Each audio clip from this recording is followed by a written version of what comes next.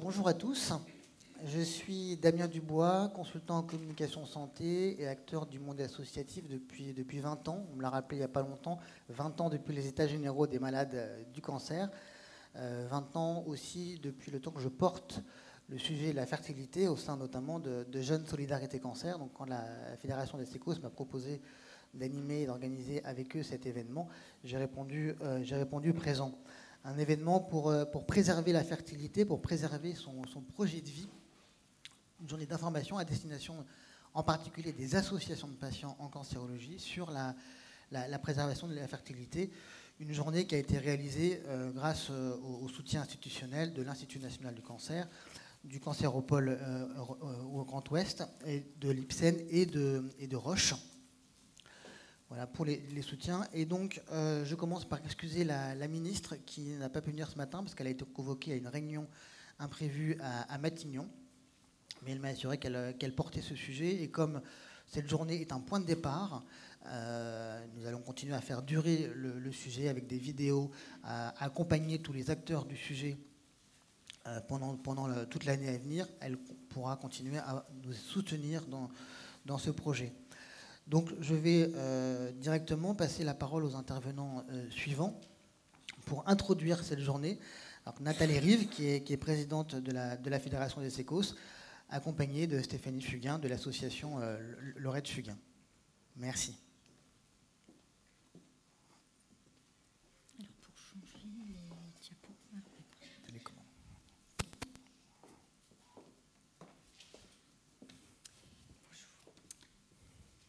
Alors tout d'abord, bonjour à tous. Je vous présente mes meilleurs vœux pour cette année 2019. Tout le mieux, tout le bien pour tous et que tous vos vœux soient exaucés. Donc dans un premier temps, c'est présenter un peu l'idée de cette journée puisque c'est une journée destinée aux patients, aux associations de patients dans le champ du cancer.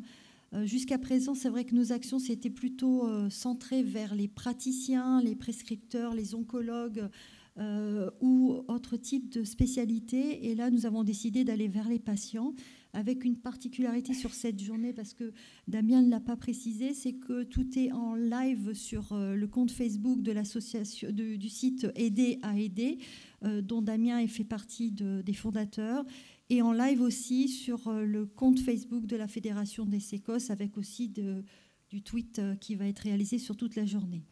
Tous les outils seront à la disposition gracieusement de toutes les associations, des sites des CHU, de tous les centres qui voudraient les utiliser pour ensuite faire le relais au niveau régional.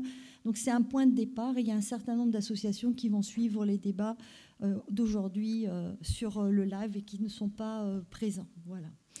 Donc à l'issue de la journée, eh bien, vous pourrez nous recontacter pour tous ceux qui voudraient avoir plus d'informations, plus de documents, etc. Et on vous le fournira sans aucune difficulté. Alors pour commencer cette présentation, on fait un binôme entre associations et praticiens. L'idée, c'était de faire ce lien que nous avons plutôt habituellement dans le cadre de notre activité médicale en blouse blanche, où là, le contact avec le patient se passe dans un contexte différent. Et là, c'est aujourd'hui plutôt se confronter aux associations pour avoir des idées pour nous améliorer dans la prise en charge. Vous présenter les Sécos nous paraît important parce que c'est organisé par les Sécos, mais quel est l'historique des Sécos ? Eh bien, les Sécos d'hier à aujourd'hui et la préservation de la fertilité, c'est plus de 45 années d'existence. Donc ça ne remonte pas aujourd'hui. Donc nous sommes que les descendants de ceux qui ont mis en place les procédures, entre autres, de préservation de la fertilité. Et c'est en 1973 que le premier Sécos a été créé par Georges David, qui, en mettant en place à la fois les activités de don de spermatozoïdes, a aussi commencé à proposer la congélation de spermatozoïdes pour des jeunes patients qui allaient soumis à un traitement du cancer. Et là aussi, il a été un petit peu avant-gardiste parce qu'il a congelé des spermatozoïdes alors qu'on était incapable de les utiliser puisqu'il n'y avait pas les procédures adaptées. Et sur certains des patients de ces années 70, eh bien, ils ont pu utiliser 20 ans, 25 ans plus tard leurs spermatozoïdes avec les techniques de fécondation in vitro par micro-injection. Donc, commencé à proposer des procédures, et on le verra toute la journée alors qu'on ne peut pas encore les utiliser, eh bien, c'est aussi anticiper sur le futur. Pour signaler aussi qu'effectivement, Georges David nous a quittés récemment, durant les vacances de Noël, à l'âge de 95 ans.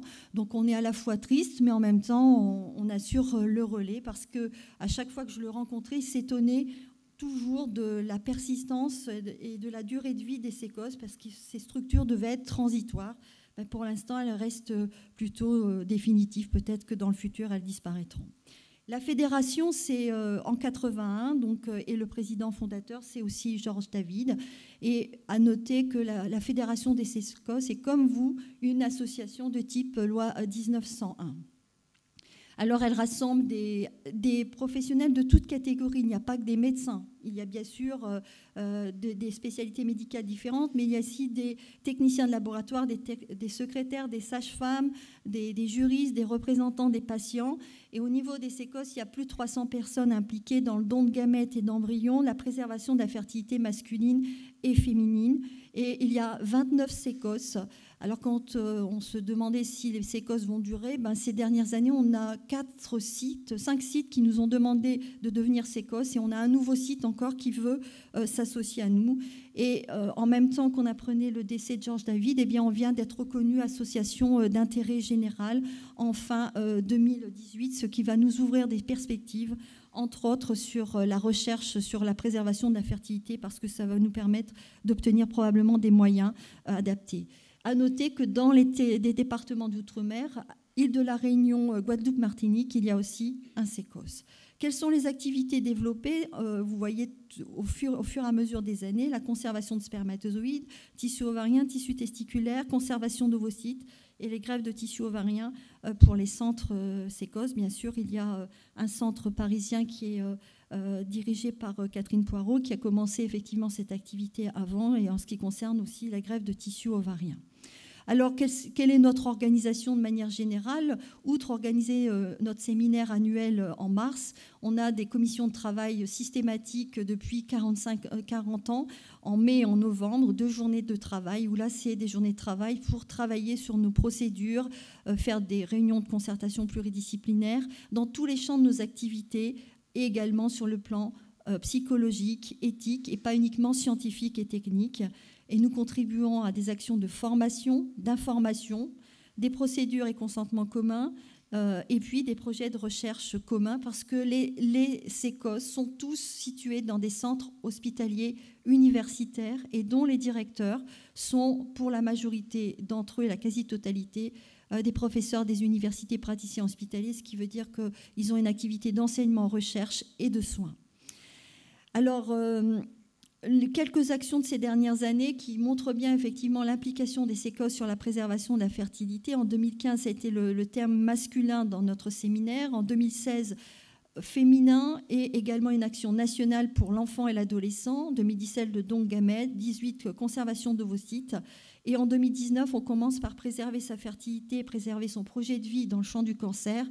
Et en automne 2019, avec les Gréco, on va organiser une journée destinée plutôt aux pathologies non malignes, pathologies auto-immunes, néphro, médecine interne, parce que là encore, on a des actions aussi à mener. On a un site internet que vous pouvez consulter, vous aurez les outils sur ce site, un compte Facebook, une chaîne YouTube, une newsletter, accessible aux patients, une partie professionnelle, avec des outils.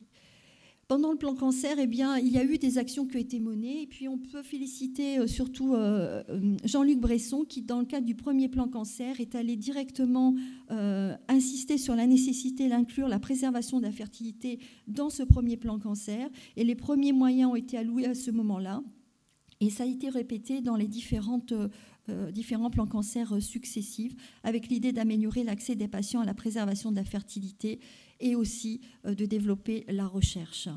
Bien sûr, les membres des sécos ont participé avec la coordination de l'Agence de la biomédecine et l'INCa sur les conséquences des traitements des cancers et préservation de la fertilité, aux recommandations de l'AFSOS, qui vont être rééditées en 2019. Et puis aussi, ne pas oublier de parler de l'initiative du réseau de cancérologie Oncopaca, avec la création d'un e-meeting national destiné aux professionnels de médecine et biologie de la reproduction pour discuter ensemble les cas complexes de préservation de la fertilité dans le champ du cancer. Et cet outil a aussi été développé avec la Fédération des sécos et aussi le Gréco qui nous a rejoints. Alors, c'est aussi la particularité, parce que c'est quand même pas rien, c'est-à-dire que nos échantillons, ils peuvent être destinés aux patients, mais à un moment donné, les patients peuvent décider de donner les échantillons dans le cadre de la recherche.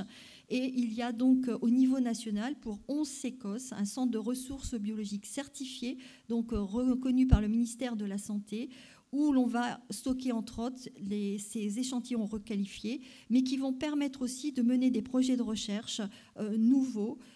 Et la coordination est réalisée par le professeur Louis Bujan avec l'initiative de Louis Bujan sur le site de Toulouse. Alors, les sécos d'hier à aujourd'hui, la préservation de la fertilité, lorsque nous avons été reconnus d'intérêt général, et surtout en insistant sur le fait qu'on devait développer cet intérêt général dans le cadre de la recherche et du domaine scientifique, j'ai proposé, et ça va, je pense, être validé, de partir sur un thème qui va être plus large que le cancer, de parler d'enfants d'aujourd'hui et parents de demain, c'est-à-dire de s'intéresser à toutes les pathologies, quelles qu'elles soient, dont on sait que dès le diagnostic chez l'enfant et l'adolescent, elles peuvent avoir une répercussion sur leur fertilité future et d'apporter une prise en charge pendant la période de transition enfant-adolescent. Et c'est vrai que les Américains, on peut les critiquer sur certains nombres de points, ont développé actuellement, il y a un programme qui vient d'être ouvert dans ce cadre-là pour la prise en charge. Donc il faudrait aussi que la France se positionne, parce qu'on sait très bien qu'en dehors du cancer, il y a un bon nombre de pathologies qu'on peut prendre en charge plus précocement et qui pourraient bénéficier pour que ces patients puissent un jour devenir parents. Voilà, je vous remercie et je vais passer la parole à Stéphanie Fugain. Merci. Merci. Non, ne marche pas. Merci, bonjour à tous. Je suis aussi heureuse de vous présenter les meilleurs vœux sur tout ce qui va se passer sur cette année 2019, c'est-à-dire de beaux projets et de beaux espoirs surtout.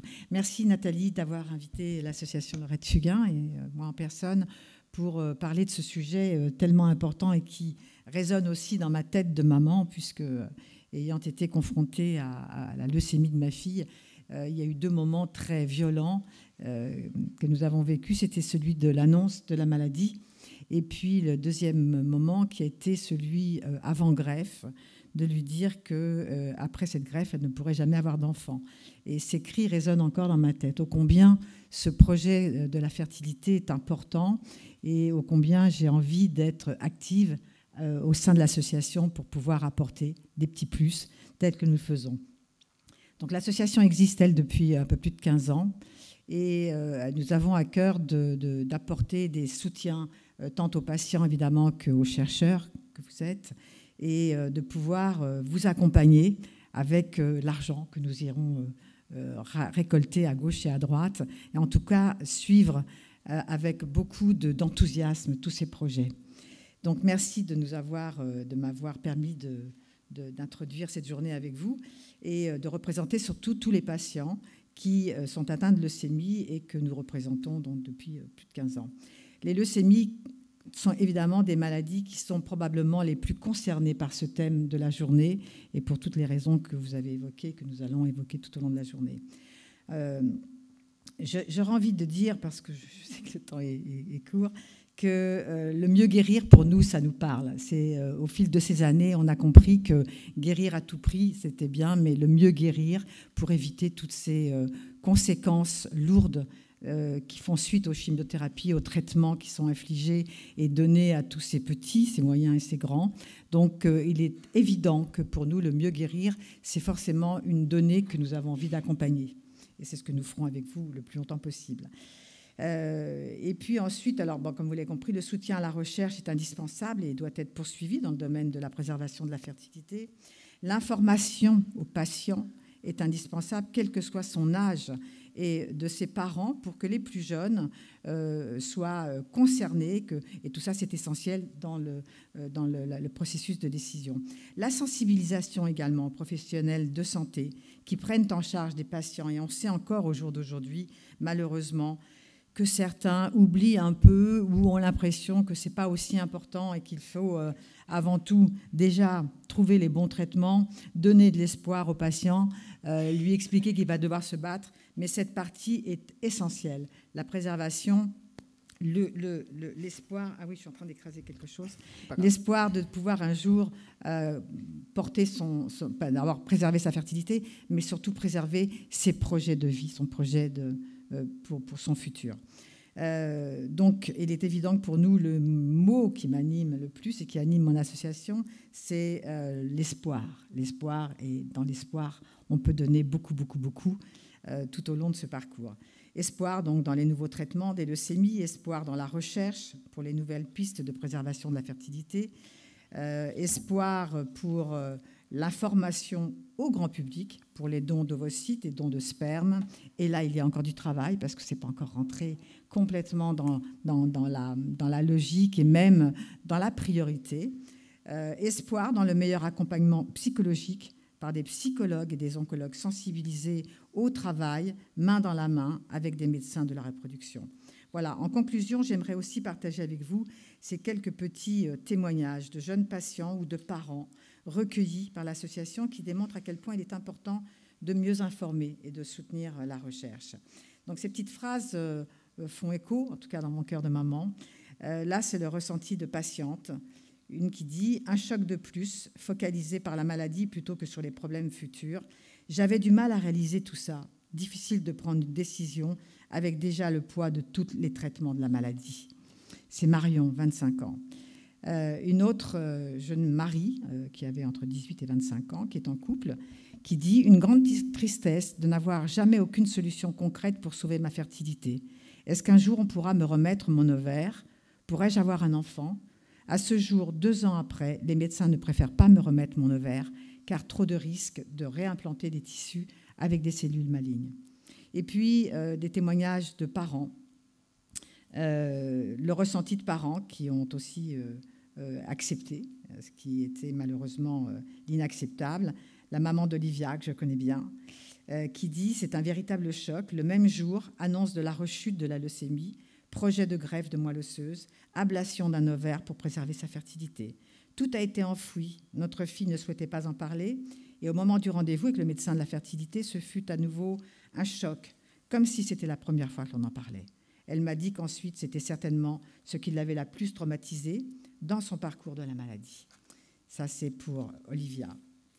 Et puis une autre maman, et j'en finirai là, la maman d'Amici, qui avait entre 6 et 10 ans. Actuellement, la technique médicale ne parvient pas à rendre mature un ovocyte in vitro. D'autre part, la croissance et la puberté de notre fille étant compromises, on a préféré lui laisser la chance d'avoir une puberté correcte. Grâce à ces 2 ovaires abîmés, elle sera toujours meilleure qu'avec un seul ovaire. Voilà, le travail qui nous anime, il est aussi celui-ci avec vous et pour longtemps, je crois. Merci.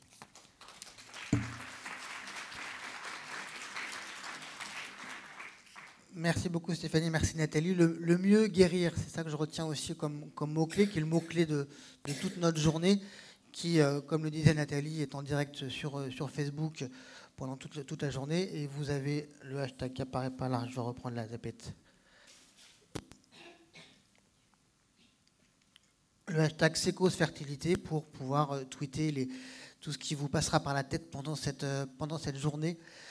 Où Nathalie en fait, a fait un peu le programme de la journée en parlant de tout ce que fait le SECOS depuis des années, la préservation chez l'homme, chez la femme, on va voir aussi la préservation chez les plus jeunes et aussi la question d'avoir un enfant après, pour voir qu'est-ce qu'on peut faire de tout ce matériel matériel génétique qui a pu être sauvegardé. Des témoignages comme Stéphanie nous en a donné, on va aussi en avoir en vidéo pendant toute la journée pour partir de la vraie vie des malades, c'est quand même ça qui est le plus important.